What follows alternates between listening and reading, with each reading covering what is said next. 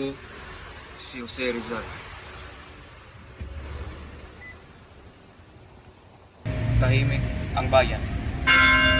Ngunit ang katahimikan ito ay hindi kapayapaan. Ito ay katahimikan ng mga pusong nawala ng pag-asa.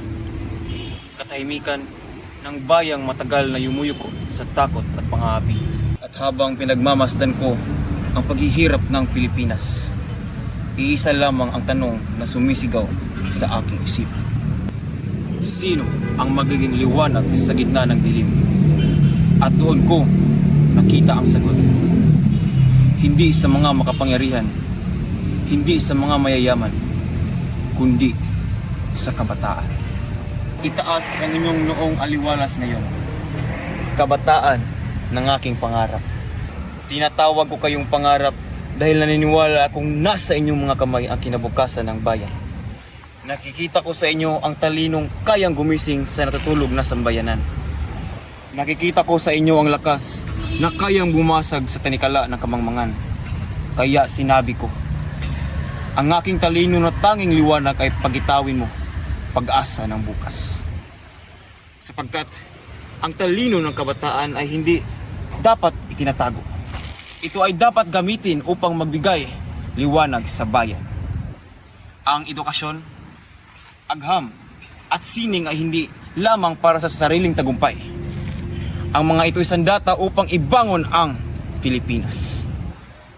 Kaya tinatawag ko ang kabataan. Ikaw ay lumitaw, o katalinuhan. Lumitaw kayo. Ipakita ninyo ang inyong kakayahan. Huwag ninyong hayaang mamatay ang inyong mga pangarap dahil lamang sa takot. Sapagkat ang bayang walang kabataang nag-iisip ay bayang walang direksyon.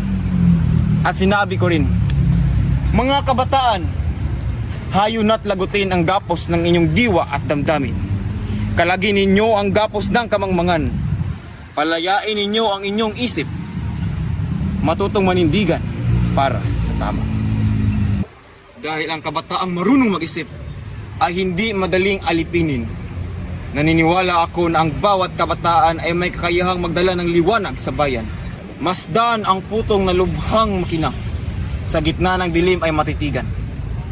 Sa gitna ng paghihirap ng Pilipinas, kayo ang nakikita kong pag-asa.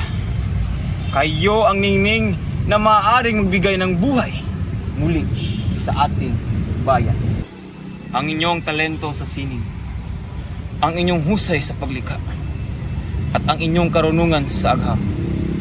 Lahat ng ito ay maaaring ialay para sa inang bayan. Sapagkat ang tunay na talino ay hindi para lamang sa sarili. Ito ay ginagamit upang paglingkuran ang kapwa. Ikaw, na ang diwa ay makapangyarihan, matigas na bato'y magbibigay buhay. Ganyan kalakas ang kapangyarihan ng isip ng kabataan. Ang isang makapangyarihang kaisipan ay kayang bumago ng kasaysayan, kayang buhayin ang pag-asa ng isang bansang matagal nang nagdurusa. Kaya huwag niyong maalitin ang inyong sarili.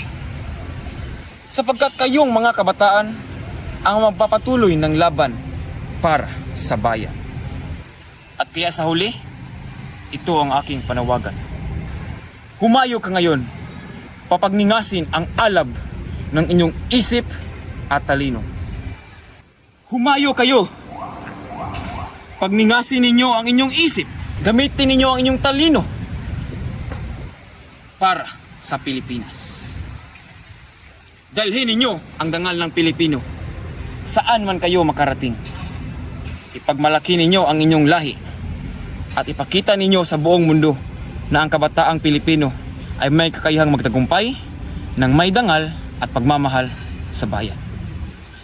Sapagkat habang may kabataang handang maglingkod sa inang bayan, hindi kailanman mawawala ang pag-asa ng Pilipinas. Ako, si Jose Rizal, at nagbibigay ng katagang. Ang kabataan ang siyang pag-asa ng inang bayan.